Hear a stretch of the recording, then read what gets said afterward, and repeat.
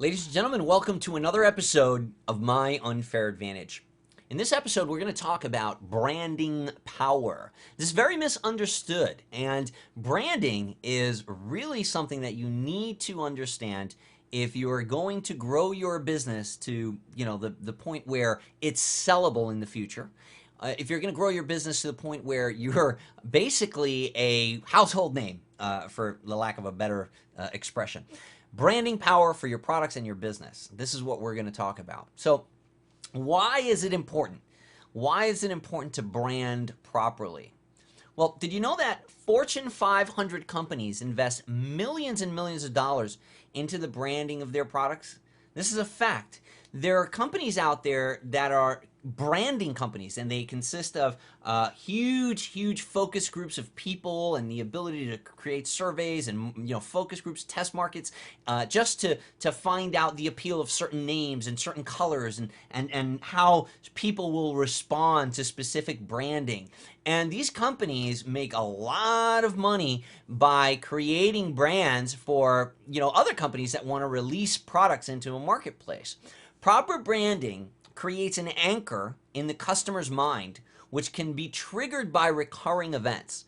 When you really build a brand, every time that somebody has that recurring need in their life, your product is what's going to pop into their mind. And that is what branding is. Branding is that when you're driving down a road and you just see the golden arches, you know what's there. Sometimes just seeing the golden arches might make you hungry. It might actually remind you of the taste of the chicken McNuggets that you can get at McDonald's. And this is called powerful, proper branding. It literally creates an anchor in your mind. Sometimes it can even trigger smells. Sometimes it can trigger sounds. It literally can cause you to have a certain feeling and to cause you to take action on that feeling if the branding has been done properly. Proper branding also increases the perceived value of your product and your company. It makes you more sellable. So here's what I mean by that. A lot of people make the mistake of not looking at branding as something that they're going to need in the future for the purpose of selling their company at large or their brand at large. Sometimes we're, as internet marketers, we create little digital information products like ebooks and things like that, and we put our own name to them, right? So I made this mistake in the beginning. I said, like, Omar Martin's secrets to success.com or whatever. That's just an example, right? But how sellable is that later? If I sell that to someone, I literally have to sell my name to them. And when I mean by sell it, I mean license it. I mean, imagine if my company name is Omar Martin Inc. When I sell that, I literally have to sell me. That company becomes of little value without me because I literally am the brand. My face, my image, my name is the brand. So it becomes tough to sell that later. And if you spent years creating products, launching products, and creating a brand for yourself, something that's known and recognized in a particular marketplace, then when it comes time to sell it, maybe for a couple $1 million or what have you, after all of the work that you've done branding yourself, somebody like myself who could be a potential buyer of your company says, well, hold on a second, why would I buy this without you? This brand is no good because it's yourname.com or it's your name is on every single product. Your face is on every single product cover. That doesn't mean that you can't be on the inside of the product, teaching, training, and so on. I'm saying on the front cover, on the name, on the logo, that kind of thing.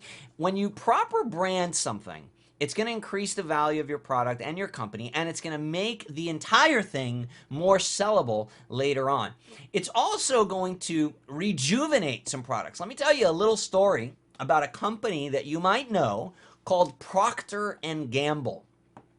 Procter & Gamble paid over $1 million to another company called Lexicon Branding. Lexicon Branding is a branding company. And like I said earlier, there are companies like this out there that they just have branding and they just have scientific studies and they do all kinds of things to figure out what name, what marketing angle, what logo, what concept, what story, what brand is going to make more money for a product and a company. That is what Procter & Gamble went to Lexicon Branding for. That's the service that they hired them for. See, Procter & Gamble had this product on the shelves for years, and they weren't selling it. It just wasn't making them any money.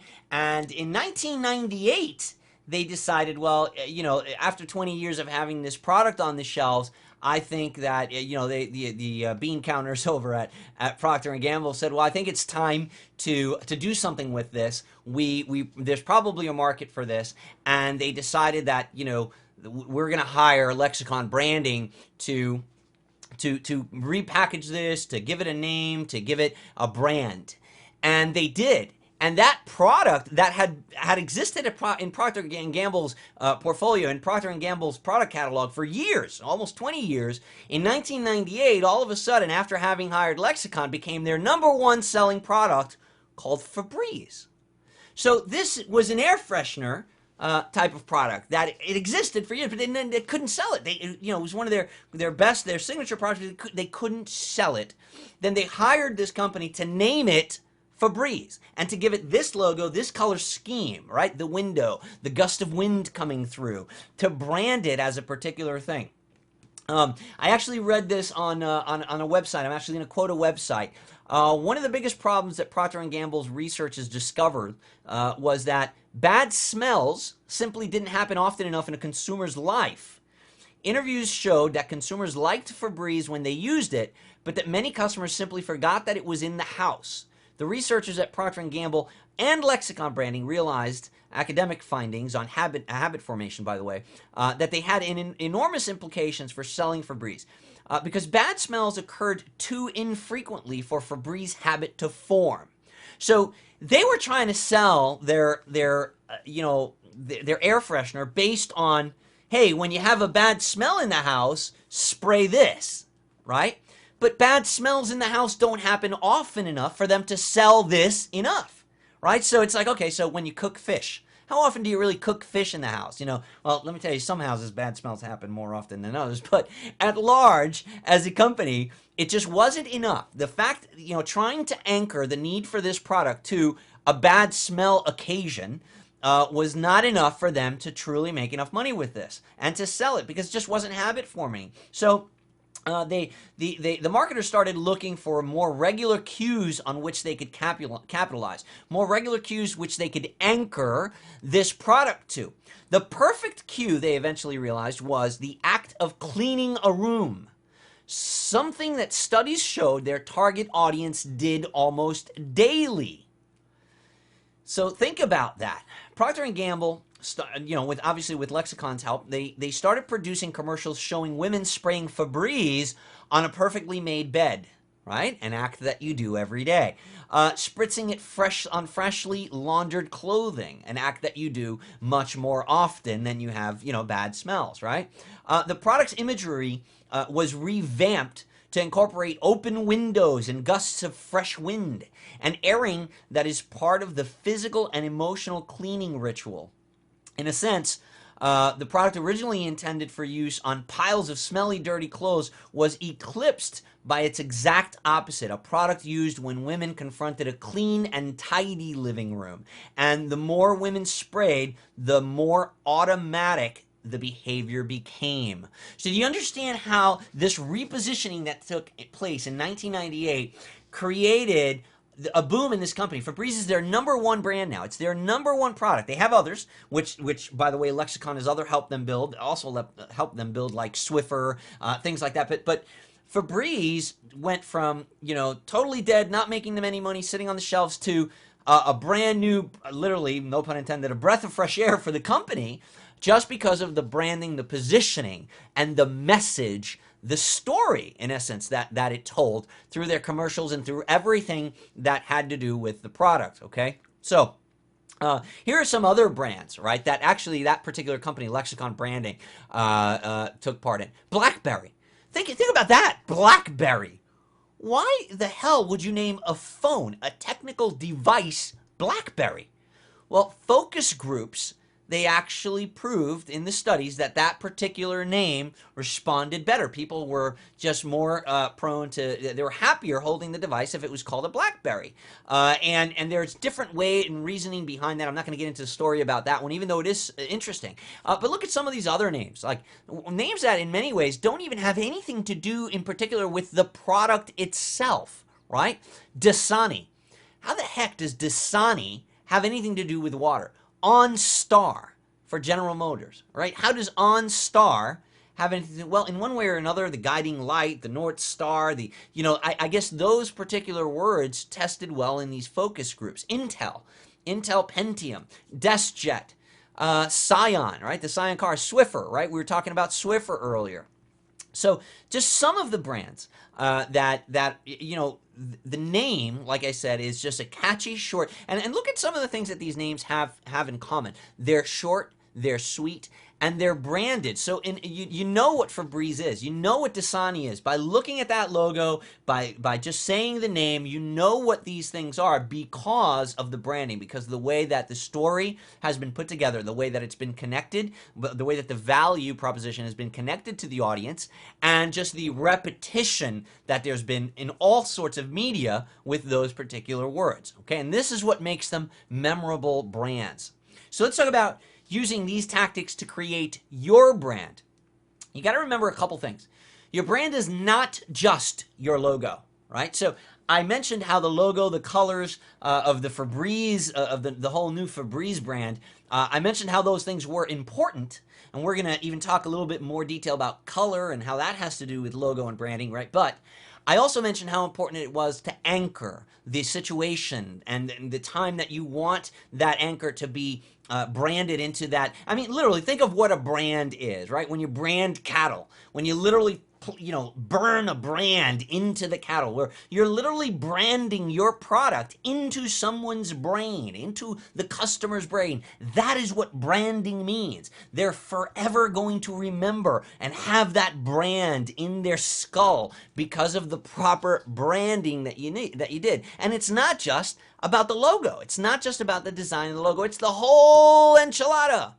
It's the name. The way that you created the name, is it catchy? Is it short enough? Does it bring up the right imagery in the person's mind? The logo itself, was it designed properly? Is it too busy? Does it have too much stuff? Sometimes people, they create all these logos with fire and flames and things shooting out all over the place and lines, and it looks great on a huge screen, but then when you reduce it down to a website, it just looks like blurry and messy and terrible. Right? So it's the logo, the colors that you're using. Colors and emotions are very, very, very connected. Certain colors, they inspire certain feelings. Literally, colors can trigger feelings just like aromas can. So colors are important. The slogan that you use beneath your logo is very, very important because it's going to start a chain reaction of thoughts that are going to start taking place in the potential customer's mind. Positioning is another thing. So are you positioning your product as a solution, or are you positioning your product as, when you think about positioning, you got to keep in mind the reason for buying. People generally buy they buy products and they generally take action for two reasons. Now, you can break these down into a million different ways, but they generally tend to fall into two categories. They either they buy things and they take action either because they want to increase pleasure or they want to decrease pain. So they either want to make something better or they want to remove something that's bad, right? And that's all about positioning. So how are you going to position your product and your brand? Is it going to increase pleasure or is it going to decrease pain? Very important. And you need to choose one of those angles. If you try doing both of them, you're going to cause confusion, right? Anchoring. Are you anchoring to the proper event in the consumer's mind, in their life? So Procter & Gamble made the mistake of trying to anchor their product to bad smells.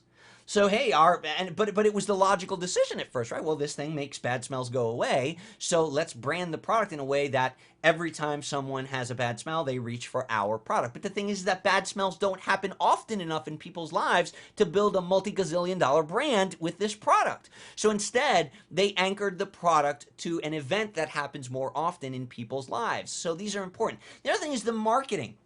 Where is the audience and how are you going to market to that audience? So yeah, now you've got the right name, the right logo, the right colors, the right slogan. You know how to position the message, and you even know what event in people's lives to anchor to. But how are you going to reveal it to them? Are you going to use audio? Are you going to use video? Are you going to use billboards? How are you going to raise awareness of that brand? And if you've followed my teachings in the past, you know that that is what marketing is. It's not selling. There's a big difference between marketing and selling.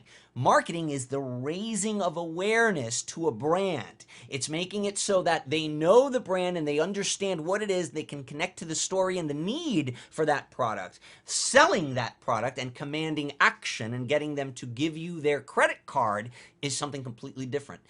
The audience. Who is the audience? Sometimes you're doing the right marketing to the wrong people. Right? So if you're trying to sell steaks in a vegetarian neighborhood, you're going to have a hard time, even if your steak marketing, positioning, logo, color, slogan, everything is awesome.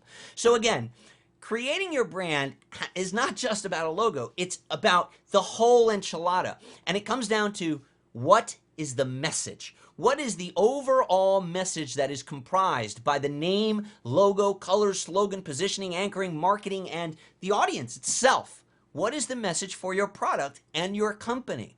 And you need to start thinking like this when you launch brands, when you create new products in your business, even if they're digital products. Now, don't get so overwhelmed with the creating of a brand that it precludes you from taking action, which is another problem that a lot of us have in the internet marketing space. It's called paralysis by analysis. We spend so much time over analyzing things and trying to get the idea to perfection in our heads before we take one little step forward.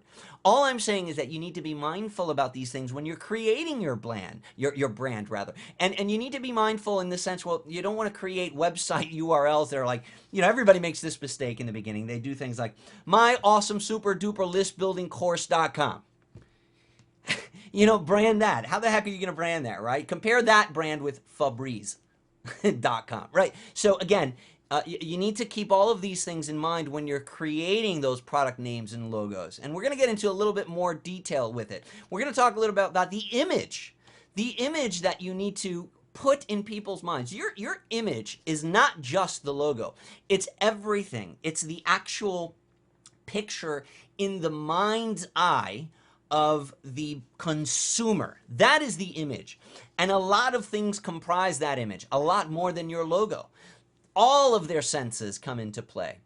Smell, taste, sound, everything comes into place. Like the example that I made earlier with McDonald's, right? So sometimes image can have a negative effect as well, right? So sometimes if you anchor something with a bad experience, for example, I'll never drink Southern Comfort, no matter how good the branding is, because everybody's had that young drinking experience with one particular liquor. Mine was Southern Comfort. Now the smell of it alone brings back that heaving, right? I can drink other liquors, but not that one.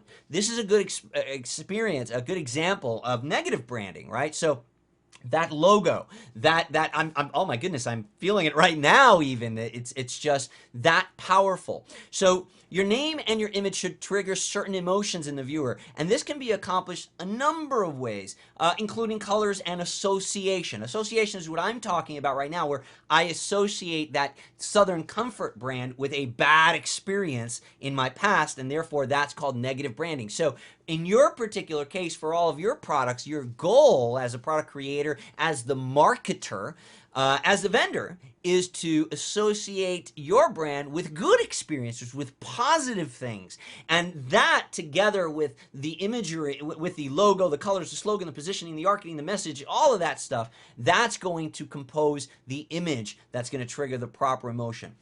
Let's talk about colors. Here's a color emotion guide, right? And this is how intense this is. Did you know that certain colors in certain logos, they literally create and they activate certain neurocenters of your brain? This is a fact. This is neurology. This is reality. This is not like, like some kind of theory. This is a fact.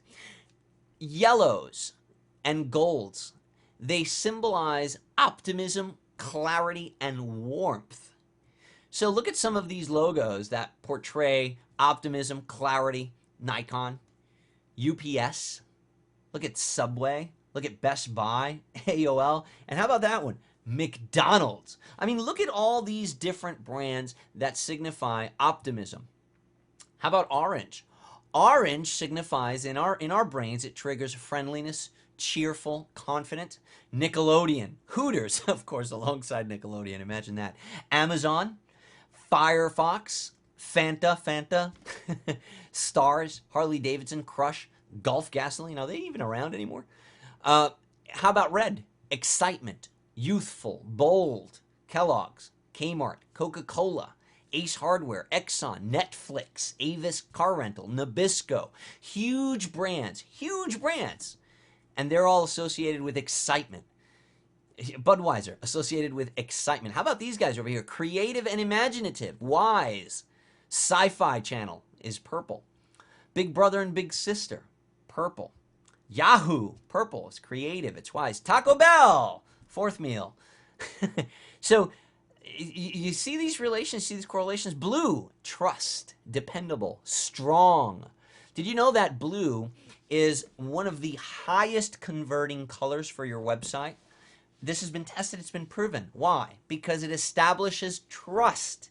It establishes dependable strength in the eyes. This is all done subconsciously. On a subconscious level, these emotions are being triggered simply by the color you've chosen.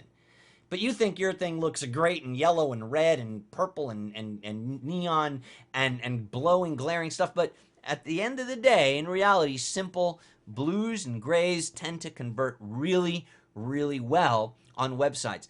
Dell, Lowe's, American Express, Hewlett-Packard, Oreo. Peaceful is green.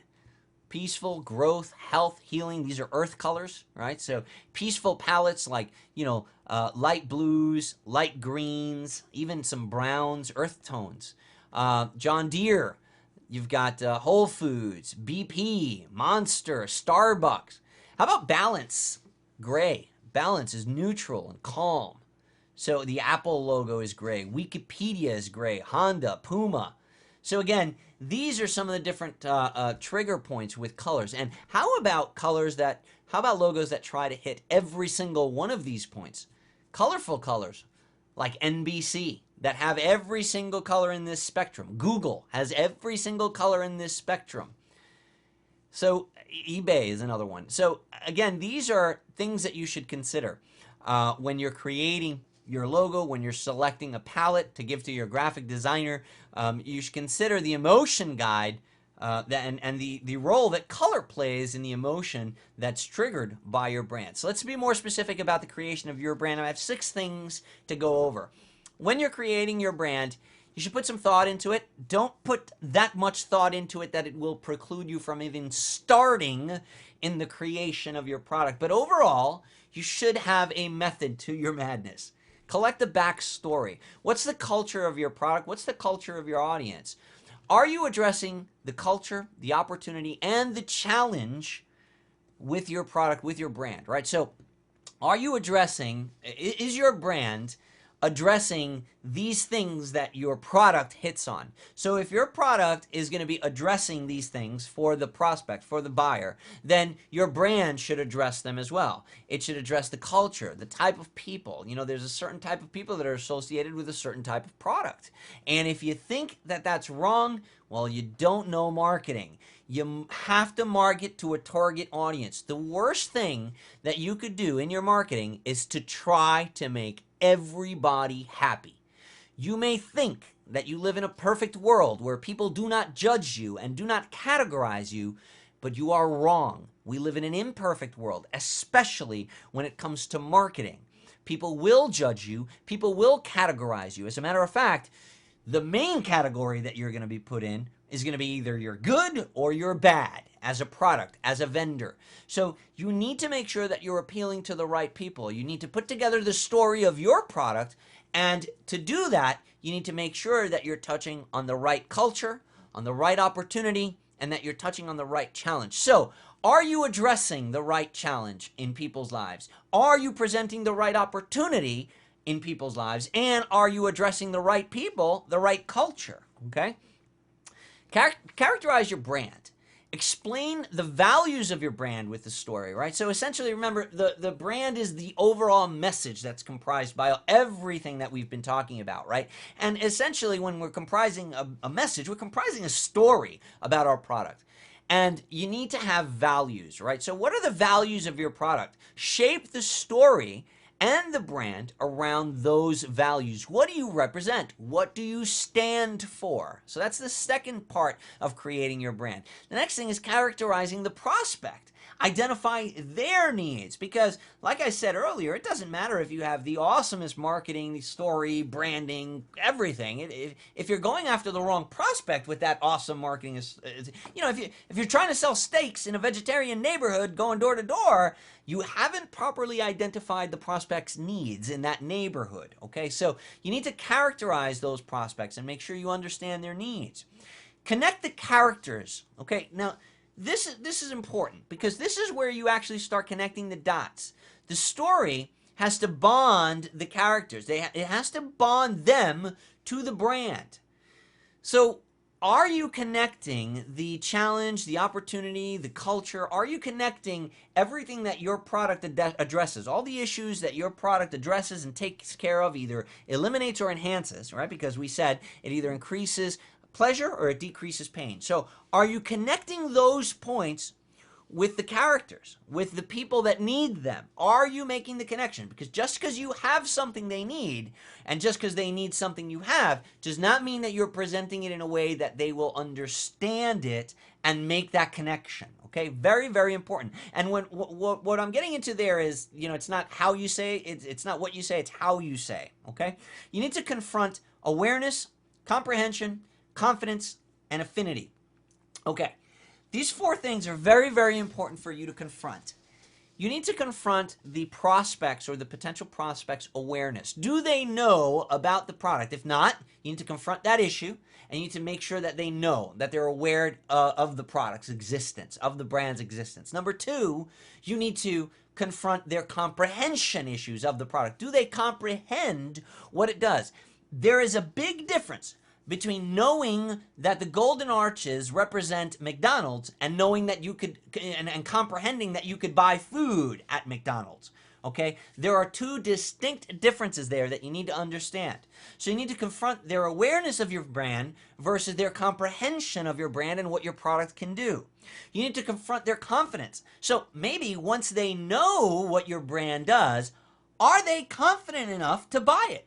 Meaning, has your story, has your message connected the dots properly to give them the confidence to take action? And then once you've done those things, once you've confronted the awareness, the comprehension, and the confidence, you need to address their affinity.